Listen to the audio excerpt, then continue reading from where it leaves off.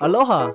My name is Ashton Nicolas Obrero, and I'm the founder and CEO of Creative Natives.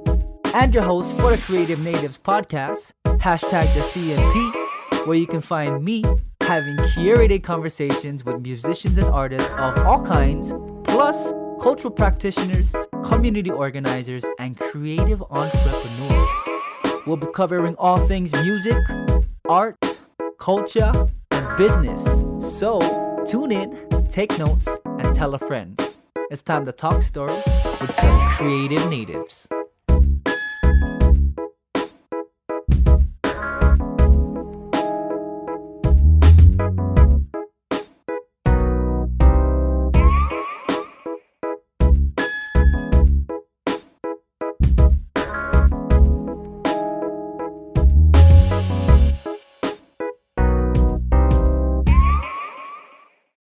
Action! All right. Hello, my kako. Welcome to the Creative Natives podcast. I'm going to introduce to you guys to a wonderful friend of mine, Pualena. She's a Kaimuki native, and she's a designer who creates digital spaces and graphics for small business owners looking to expand and scale their business. She makes the business meetings and that whole realm just fun and exciting, and I love her for it, and I'm sure a lot of her clients do as well. But Pualena Cabot and Pakele, did I say that right? Pakele and Cabot. But same thing. Pakele and Cabot. You got them both. Oh, okay. Hikino. Pualena, Pakele, and Cabot. I want to let her introduce herself. So, Pualena, go ahead. Yay! It's so funny. I've just the other day I changed my my email signature. So I'm Pualena Aloha on Facebook because Facebook wouldn't let me have the and that's in my last name. The ampersand, I think it's called. Yeah. I mean, legally it's actually the AND. It's the word. It's my mom and my dad's last name, but they didn't hyphenate it. Right. And it's just been this like crazy 30-something years of my life, like explaining it to people. And at this point, like it's become sort of part of who I like, part of the conversation opener, but at the same time, it's so confusing. Like most people think that when I sign off on emails that it's coming from two people. So I'm thinking of just doing the official switch to just my middle name across the board, but we'll see. Anyway, you all didn't need to know that, but Your middle name is Aule Aloha? Mm-hmm. Oh, okay, I was wondering what it was. Right. Yeah. Might just officially make it my last name. Who knows? But anyway, yeah, I love that introduction. I was sitting here like, can I have the audio clip of that? Because it's so good. It's exactly what I do. I create digital spaces, and I have a strong passion for design and for just working with entrepreneurs and people who want to take what they love and create a fun and profitable business around it. So I think sort of the next layer or level of what I do is not just providing design or websites for people, but also that space or that soundboard for them to just have an expansive experience and know that like whatever they want to do is totally possible, and doing it online, especially after 2020, it's the way to go. So yeah, that's what I do. It's the way to go, and it's something very necessary, realizing that running a business, it's hard to do it just by yourself. So providing that help to these people who have these big dreams are it's a great service. I feel like it's a great service to be a part of, and you're doing what you love, right? Totally. And it's funny because this isn't necessarily like I wouldn't 5 years ago I wouldn't have been like, I love building websites. That is my passion. But I think as we all do, and I'm grateful that I gave myself the permission to experiment with the world of entrepreneurship and just moving in the direction of my dreams, because I was able to realize, like I was able to put the pieces together and create a system and a business and a service that allows me to weave in all of these things that I love and that I'm passionate about into a suite of services.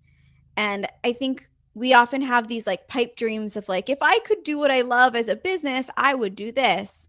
And if that were true for me, I think I would have like, I don't know, a dog rescue compound or something, right?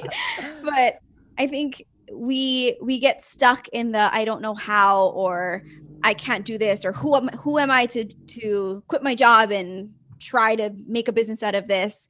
And we don't realize that it's sort of a guess and check process that takes time, but every step of the way is it becomes more expansive, and our dreams become more and more of a reality if we give ourselves the space to do that. So I don't know, it's been fun.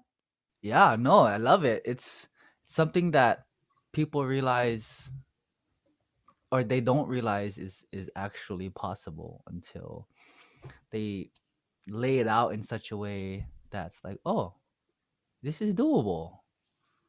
And I feel like you help a lot with that and providing that framework, because people, most of them have, when it comes to like small business, they have their idea and their concepts.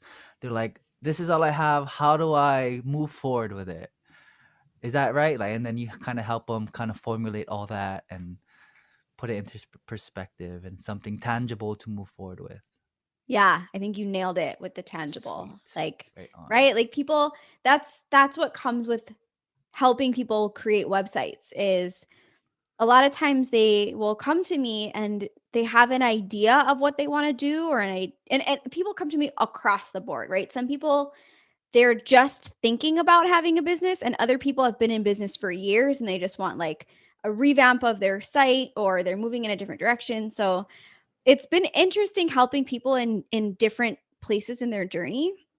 But I think for the most part, doesn't matter who you are, doesn't matter how long you've been in business, it, the act of creating content to put on a website really forces you to take a step back and look at the big picture of like, who are you? What do you do? Who do you serve?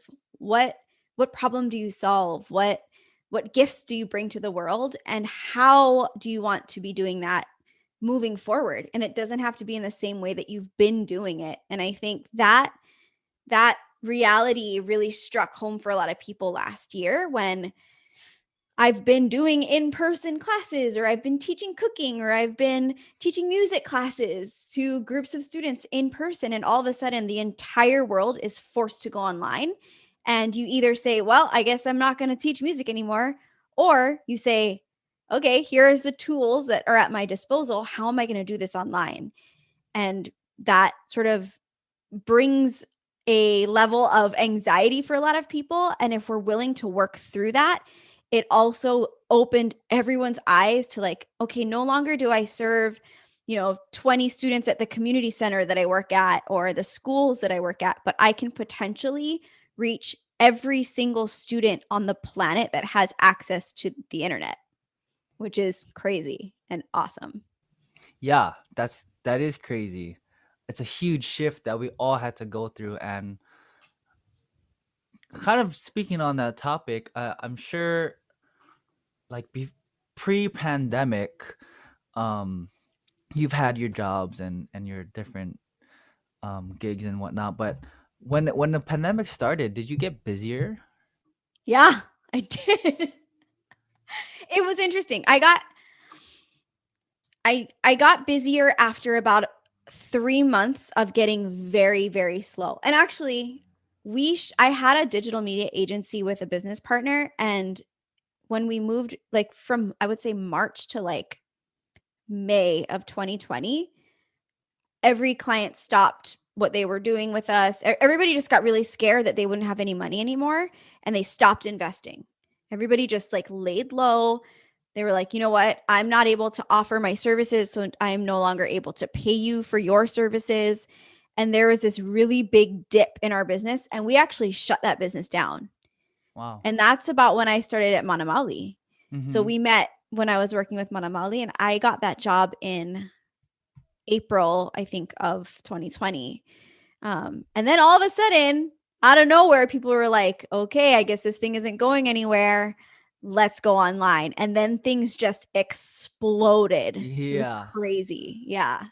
That yeah, that's wild because yeah, I'm sure you just got overwhelmed with work because everyone just, like you said, they realized that, oh, this is where we're gonna be for a while. Still are to some extent, but navigating through all of those clients and all that work and all the anxiety that we all feel, the clients feel, especially dealing with changing their whole business dynamics. How do you keep your bubbly personality in those meetings? Because when you meet, I feel like people don't see it as a business meeting. Not that they don't see it as a business meeting, but they just have more fun. I have more fun. Thanks. Oh, that's awesome. I mean, I think we all have our ups and downs, and this world of Zoom meetings, it's exhausting. Like Yeah. I finish my day and I'm all day on Zoom, and I always have been because I've always been remote, but it really, I think protecting your energy and just making sure that you get outside and you do things other than sit and stare at a screen all day is really important. But in general, I feel like I'm just like I was a cheerleader from birth. Like I love to laugh and smile and make people feel good about themselves. And I just don't do things that aren't fun. And I don't work with people that I don't love. And I'm really careful about that now.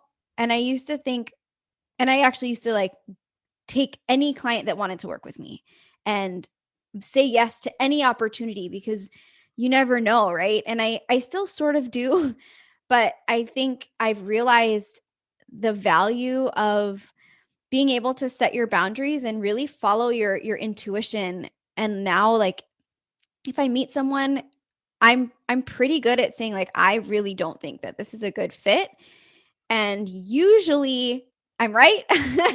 And I Yeah. know that because when I ignore that and I go through with it anyway, like those are the nightmare clients, or those are the clients that are just like they're not happy with you and you're not happy with them. And that's because there is someone out there who's a better fit for them. So Mm. you being able to trust your intuition when you meet someone and talk to someone and release them. Like I even had a woman who was like, can you please send me a quote? And I was like, I think I don't know if this is the right time to work together. I had a whole way to let her down nicely, but Yeah. I knew that there was someone else for her. And I referred her to a couple people. They did a great job. She's super stoked. And it allowed me to have space to bring on somebody that I did resonate with. And I think the mindset shift that has to happen in order to be okay with that. Like it sounds crazy. Like why would you turn down someone who wants to pay you? Mm-hmm. But it's for your own like mental health and well-being, and Yeah, I think that's how I stay bubbly. I think that's the challenge, especially as entrepreneurs and freelancers. We have free range of taking jobs that we want or don't want. And so Mhm. having that skill, it really is a skill of being selective with who you work with. Um and I guess that skill is as easy as saying no and referring. um and that's all about the network too. Like you can't say no and turn down that money if you don't have anybody else to refer them to. But I guess there's different Totally. levels. Yeah, But and I think that's we have to always remember to come to the table from a place of service. Always, always, always, yeah. always, because it doesn't matter if somebody is just joining your email list for free or seeing you for 5 seconds in a meeting or talking to you, but you don't want to work with them, all the way through to like you are going to be my best client, my repeat customer. We have to like treat people from the same space of like come from a place of love and service. So the person that comes to you and you're like, "Man, this is just not a good fit." We're not done yet. Like our way to serve them is to make sure that we take them and we take their hand and we walk them to the next table where they're going to meet the person that they could potentially work with, or we give them that's why also I always encourage people to have a suite of services where Mm. maybe they're not ready or not a good fit for like a VIP done for you website package. because this person seems to be like nickel and diming everything that you say, but perhaps they'd be a better DIY person. So do you have courses? Do you have resources that you can say, here, this will get you started. Check these out. Let me know if you have any questions. And then they're like, whoa, this is awesome. She saved me a ton of money, a ton of time. They still worked with you, but not with you, you Right. know?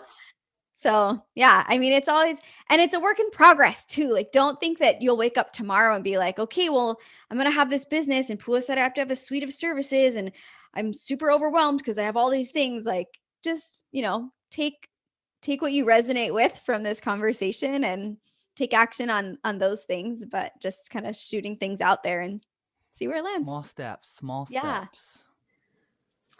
Well, for those of you guys who don't know, Pualena runs her own digital design business, Pualena Digital Design, where she Clever, huh? builds websites and designs graphics. And so, with the clients that you do resonate with, how do you create a whole identity for these business owners who have just an idea of what they want to do? What is that process like? That is a super huge question. And I think any creatives listening to this, like, tune in, because, and any non-creatives who want to hire a creative to do something, branding, Mm. logo, website, write a song for me, like all these things. The question that Ashton just asked is why creatives undervalue themselves, and also why clients undervalue the service providers. Oh my Is this gosh. right? We're So about to this get into it. Let's go. process, we're getting into it. Like, I know for me, and I feel like this is true for like 90% of entrepreneurs out there, and probably even worse if you're a creative, is like pricing and like knowing your worth, knowing your value. It's so subjective, and like you can't really grab onto it. And people are like, well, why don't you like do an hourly rate? And you're like, I don't know how, like, how do you put a monetary value to what you create here and what you create here that comes out in whatever form you create in? It's just, it doesn't match up ever. It never Yeah. has for me. I do my best, but we so severely underestimate our value. And like, at least for me, this process, so when I do a custom website for people, Okay, real quick before you yeah, get any yeah, deeper into it, I just want to preface it with kind of the perspective from a musician standpoint. yeah, We please. always say, you're not paying me for the 2 hours of playing music. You're paying me for the 15 years of rehearsals, practice, all of this equipment that I need to buy, Yes. um, and all these years of going music lessons, um, looking up YouTube tutorials, lugging on this gear. There's so many different things that the client or buyer just doesn't realize. They're like, oh, 2 hours of playing music, that's like so cherry, I would love to live that life. And so, yes, go ahead, tell us more about that iceberg, the rest of the iceberg that's underneath the surface, please. Yes. I'm so glad you said that too, because it's so true. Like, even if we're self-taught, we may not have invested in college or, you know, financially, but the energetic investment of the years that we've been doing this work. And most of us have also invested in school and coaches and teachers, and, um, such a good point. And I think too, like, so it depends where you're at, right? When you come to me, I have a few off things to offer. You can learn how to do stuff from a course. You can use a template that I've designed that's unique to my clients, Fire or I templates, by the can, way. what's that? Fire templates, by the way. Oh, thanks. They're really fun.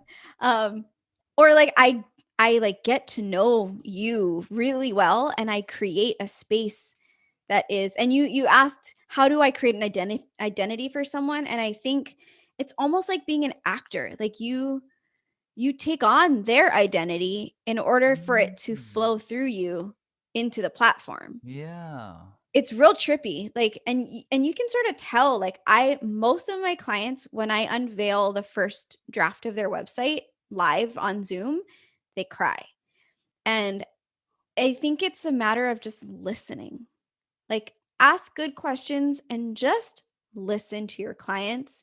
And don't just listen to them and like write down answers to the questions to fulfill, like you have these blocks and we need this copy and we need Just these going through the images. But motions.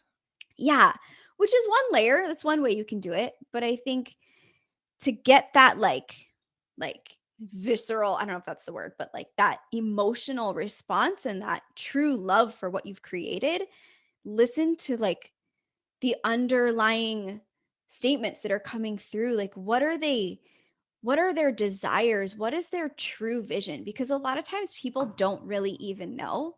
They're Mm. just sort of trying to answer your questions.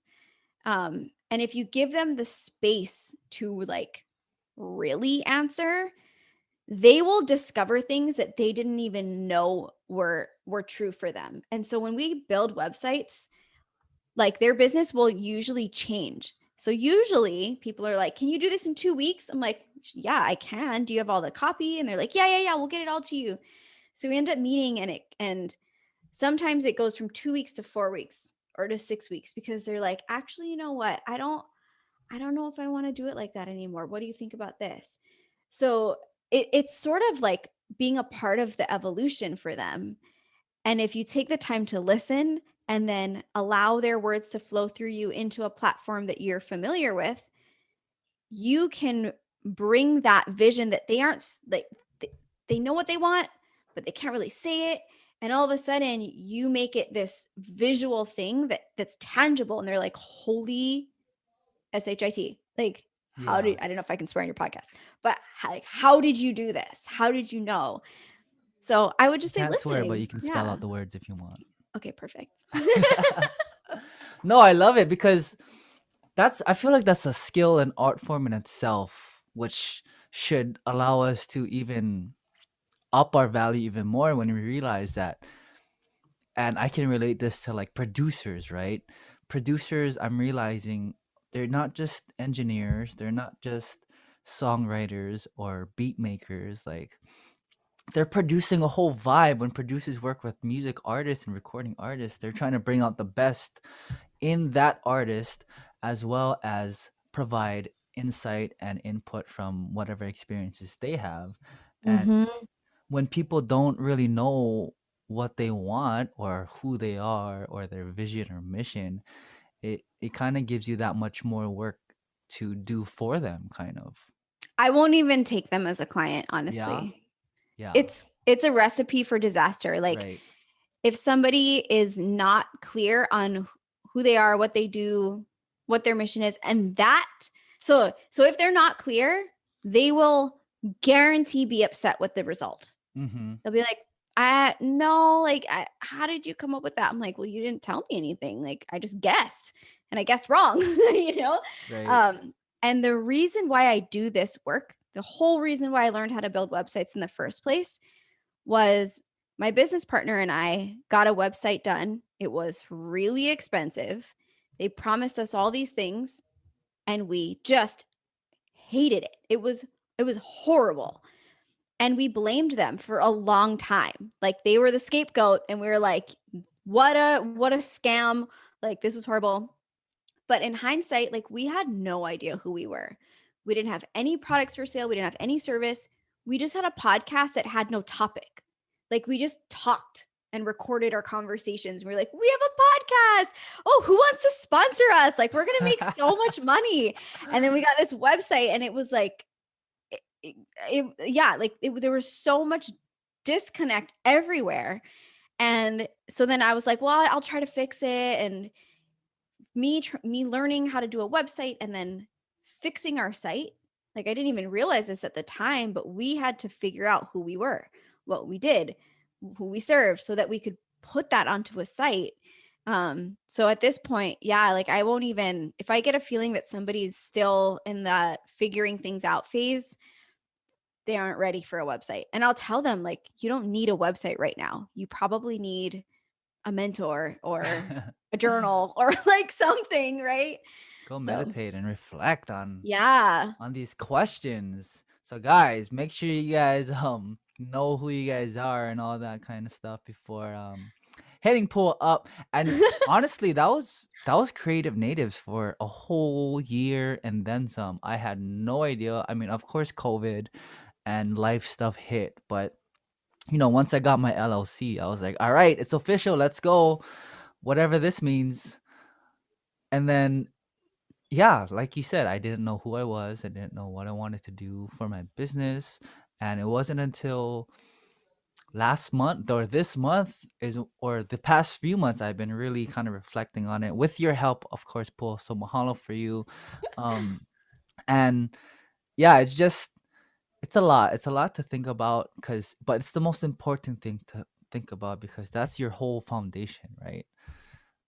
Yeah. And I think too, like sometimes we put so much pressure on ourselves to make sure we're getting it right. And what I loved about your journey is like you really let it be a journey. And that's all this ever is. Like what I do today is not what I'm gonna do for the rest of my life. I guarantee that. And I may not even enjoy doing websites a year from now. Who knows, right? And it's like allowing ourselves the freedom to move through what lights us up in this moment in time that we're in will allow us to be the best versions of ourselves, to provide the best, highest quality of service because you're doing something that lights you up today. And that's what you've done. Like when you first started this, you had a vision for what you wanted to do. And as you started to take action on creating this organization, your vision evolved and you followed the evolution of that. You didn't just like stick with what you wanted to do at first because that's what you declared to the world and now you're stuck with it, right? Like, Yeah. don't forget that this is yours and we get to make decisions, we get to make the calls and evolve it. And I hope that people don't think that people will judge you for that is the other part of it. Or don't get mad that it doesn't go the way that you expected it to go. I Totally. think the whole game is just being okay with pivoting and just going with the flow of whatever's happening. And have fun. Like, oh, it's so, I mean, sometimes it's hard, sometimes it's stressful. Like, it's not always going to be super fun, but just have so much fun. Have as much fun with it as you can. Because if you don't, like, what's the point, right? So that brings me to my next question. Like, as a freelancer, as a someone who owns their own business or runs their own business, um, how do you manage your time when it comes to all of these things? Because it's very sporadic when it comes to clients and managing your time. How do you do it? So, I'm sure you have a bunch of things, but yeah, I feel like I'm a little bit of an organizational poser. Like, I love the idea of organizing. I love the idea of planning and I love doing it. uh-huh. And when it comes to actually like utilizing the systems I have in place, I always, always, always go back to just pen Pen and and paper. paper. And Mm. I have like I take the notes, I put them in a document. I have so like I do things to try to stay organized, but I also think the mind of a creative is always going to be a little scattered. Like and I just have to accept that and like I can be real OCD in certain parts of my life and real all over the place in other parts.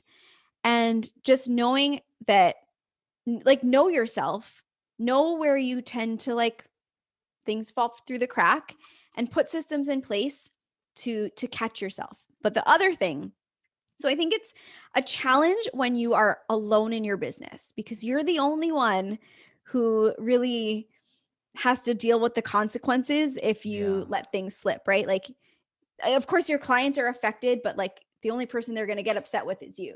Yeah.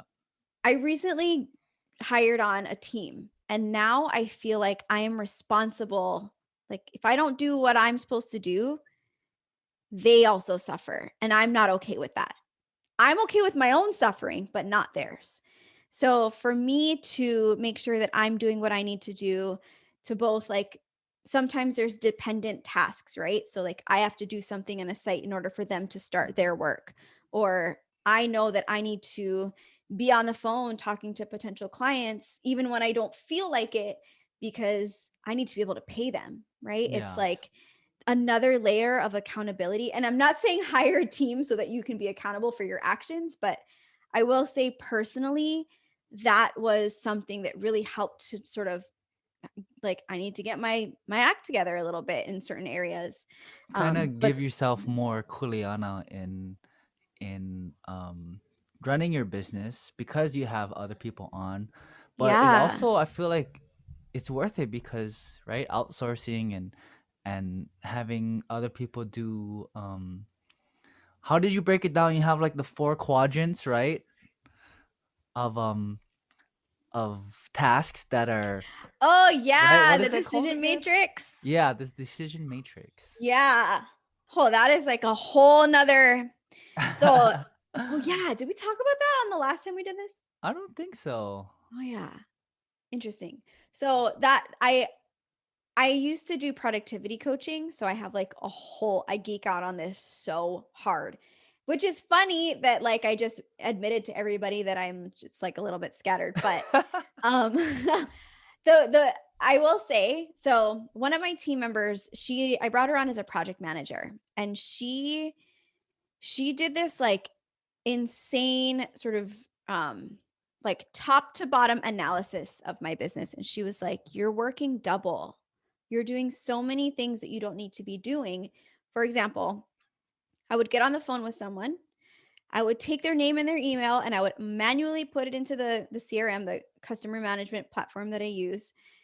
I'd do the call, I'd take notes, and then I would hand type a custom quote and email to them after every call.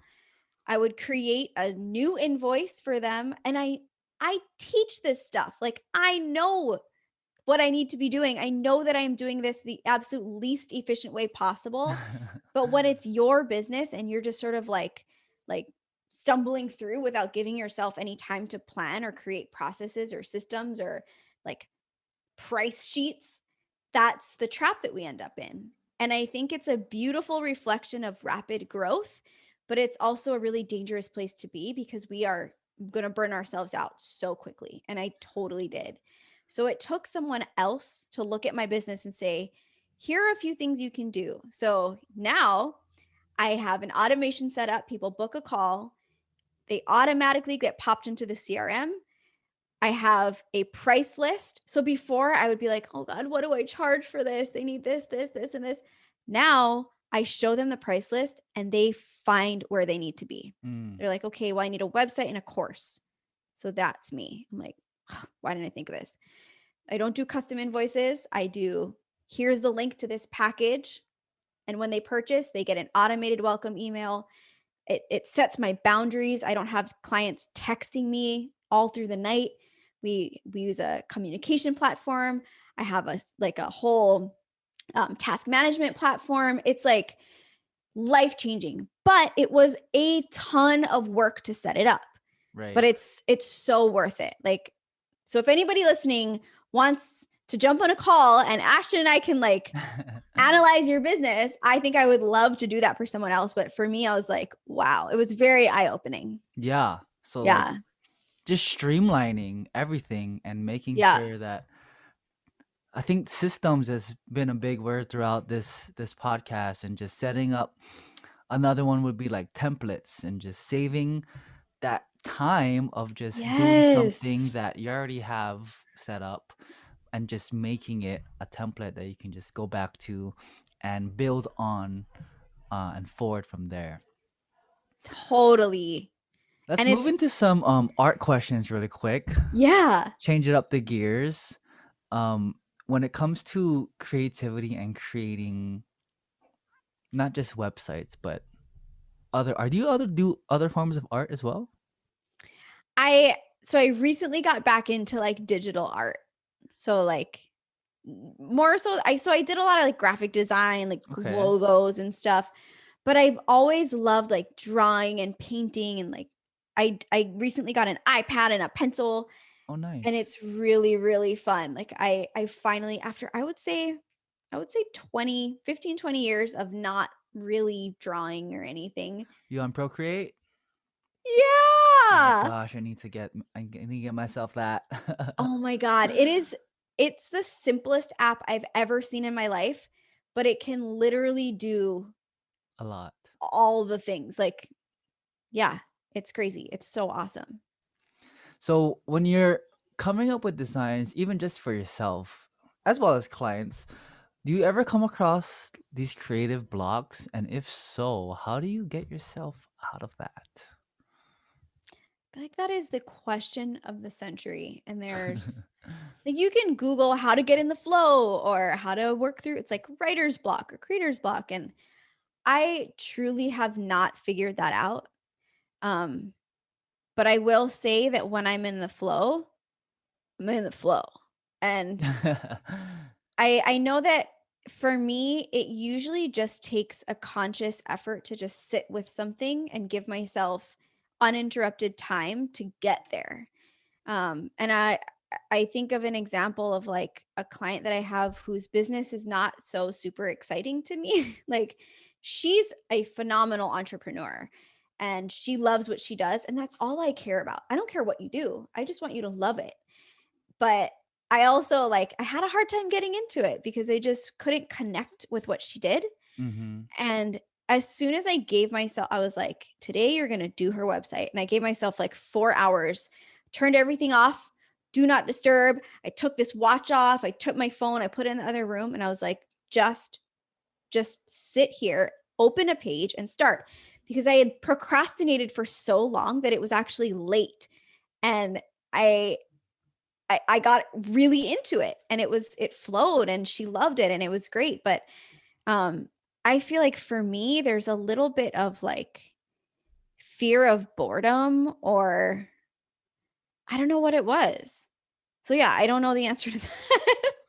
No, yeah, I think you just said it. It is the big word that shouted out to me when you just answered that question was start.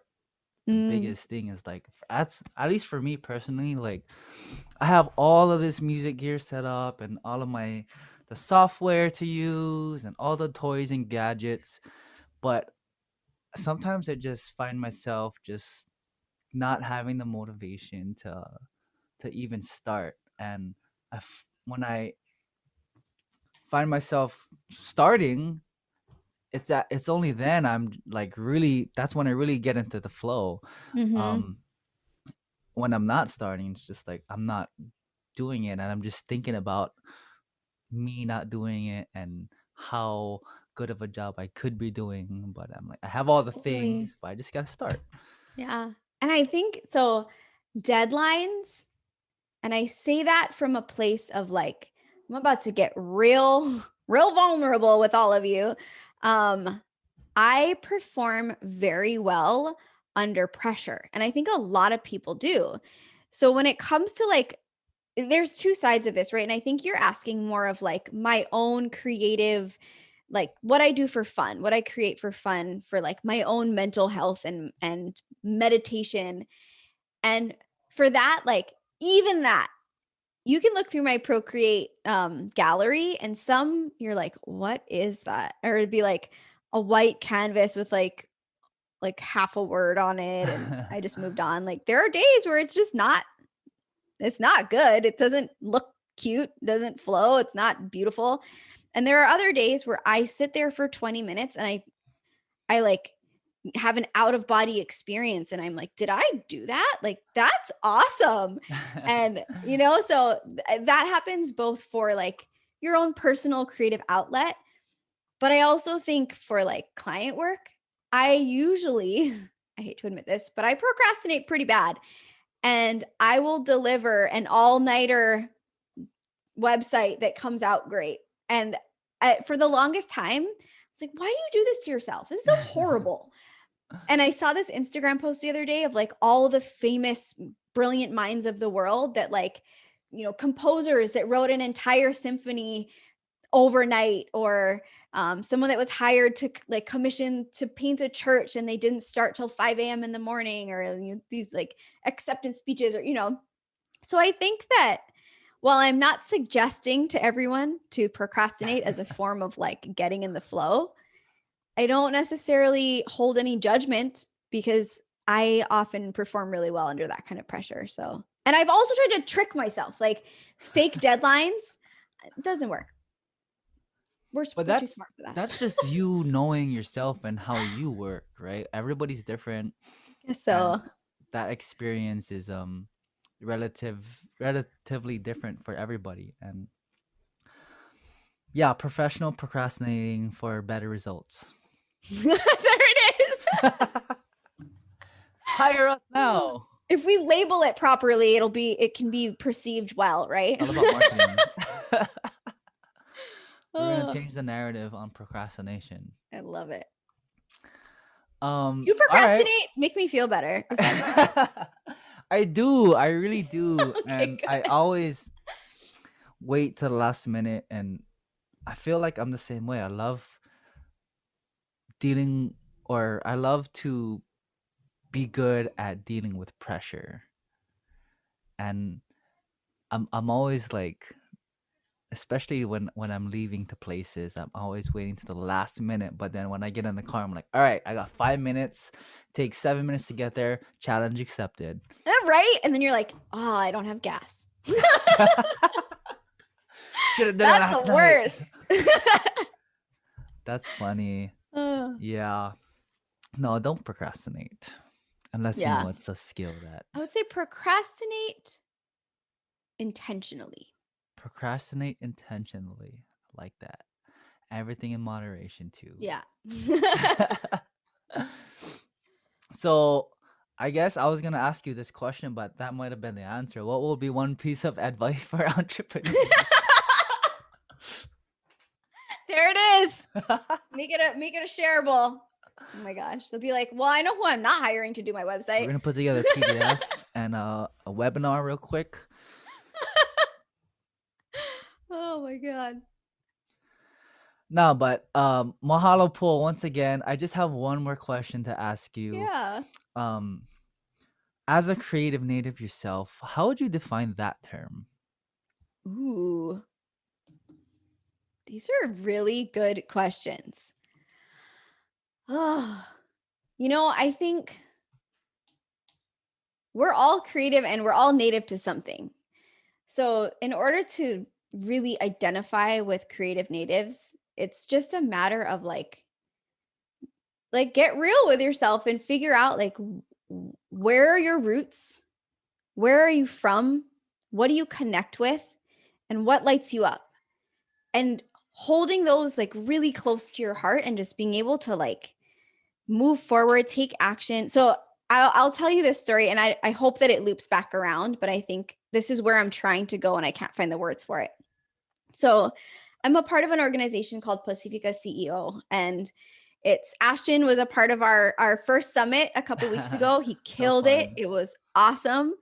And this organization sort of evolved from a group of us a group of entrepreneurs who wanted to provide a safe space for Pacifica people to follow their dreams, really. And why would we need something like this? Right? Like, why does it have to be Pacifica? Why is it just CEO? Why is it just entrepreneurs? Like, why can't we just be like humans supporting other humans doing fun things? And I think that's the ideal. That's the intent. And it almost bothers me that we went so far as to like identify a group of people, but at the same time, everybody identifies with a group of people somewhere. Everybody has roots somewhere. Every human. This is always true 100% of the time. And as humans, we crave connection, we crave community, we crave understanding of our ancestors. And if you don't feel that that's true, I challenge you to sit with that and really just sort of think about like what did it take for you to get here? How many people had to meet and be together and like look back at the amazing things that had to have taken place for you to exist today. Yes. And when we sit with that, yeah, like then we're like, okay, I can now find gratitude for my for my roots, for my culture, for the people that got me to where I am today. And at that point, it becomes a very clear responsibility to continue to provide be a positive influence in the world in honor of the people that got you here. Yes. Right? Why would we want anything less than that? So a creative native really to me is somebody who is connected with the people that brought them here, the spaces that brought them here, the events, the world events, the aina, the like land that they came from, and connecting that past with the future of like, who are you and what do you love and how do you want to serve on this very short time that we have in the world? So what does your immediate future look like in order to make the long-term future of like the generations to come, make the world more beautiful for them? Like that, I don't know. I'm so babbling. I don't even know what I'm saying, but you kind of get it. No, Like, Pualena, that was so on point, especially with you embodied even the Creative Natives logo like so well, because that was my intentions with it, was looking back into your past so that you know how to move forward into your future. whoa, I did not know that. And if you look, check it out. If you look closely, you can see that it looks like a window and a Gosh. door. It does. And so you can't go outside. You can go outside the window, but typically you'd only look outside of your window into the past. But you can always move forward out through the door. Holy moly, that is like major chicken skin. No, but the way that you answered that was like so spot on, so beautifully said. Thank you so much, Pualena, for that answer. Yeah. But that's pretty much it for this episode, guys. Mahalo for everyone to listening. Do you have any last words for people tuning in, Pua? I always like, no, but so yes, I do. I think like I always tend to leave these kinds of conversations with the call to action of action. And if you're listening to this, like take that as your sign to move forward with an action of some sort today that takes you in the direction of wherever you want to be. And whether you are already an entrepreneur and there's something you've been sort of wanting to do in your business, or you've sort of been sitting in this stagnant space and waiting for that sign to do something that lights you up, this is your sign. This is your moment. And if you do decide to take action on it, like we are here with you. We celebrate you. Reach out to us. We are here to support you. And if you hear this and you don't take action today, we still support you. We still are here for you. And whenever that time comes for you, like no judgment. We just want you to like live your best life and know that you are supported and you are loved. And yeah, I think that's it. We are here for you. If anyone wants to find you, Paul, where can they look you up? Pualena.com is where all the things are. Pualena.com. You can find all my socials there. You can subscribe to my email list. You can contact me. Yeah, that's where you can find it all.